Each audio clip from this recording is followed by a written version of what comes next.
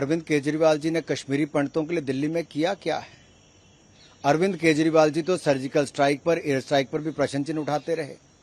कश्मीरी पंडितों पर हुए नरसंहार को तो मानते ही नहीं है।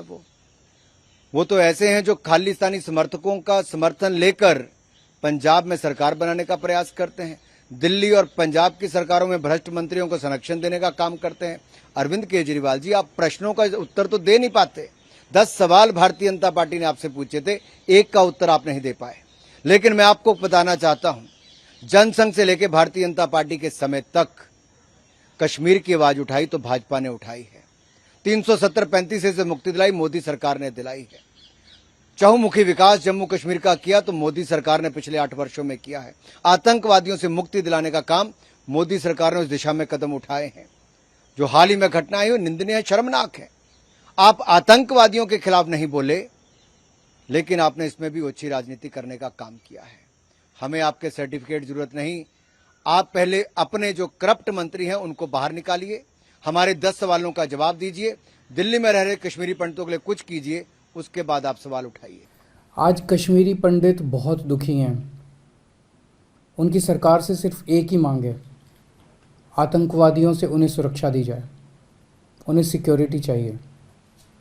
कश्मीरी पंडित वापस हिम्मत करके कश्मीर में जाके बसे थे, वहाँ जाके उन्होंने अपना घर बसाया, लेकिन अब उनके साथ वही हो रहा है जो 90 के दशक में हुआ था। उन्हें चुन चुन के उनके घर में घुस के, उनके दफ्तर में घुस के सड़कों पे निशाना बनाया जा रहा है, उन्हें मारा जा रहा है।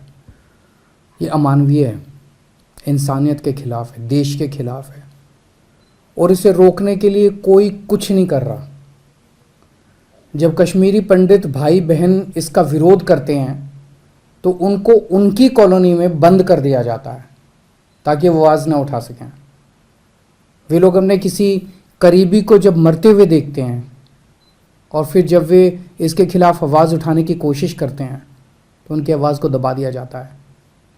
ये कैसा न्याय है? चाहे सरकारी कर्मचारी राहुल भट्ट हों, श्रीनगर में रहने वाले केमिस्ट ML बिंदु हों, या फिर स्कूल टीचर रजनी बाला हो, इस तरह 16 कश्मीरी पंडितों को इसी साल चुन चुन के मारा गया। ये सब कश्मीर समाज का हिस्सा है। कश्मीर का आम आदमी यही चाहता है कि कश्मीर में रहने वाले हिंदू और मुसलमान सभी एक साथ रहें, सुख से रहें। लेकिन आतंकवादी ताकतें ये नहीं चाहती कि ये लोग एक साथ रहें। उनके लिए सबसे बड़ा खतरा है, उनकी एकता सबसे बड़ा खतरा है आतंकवादियों के लिए।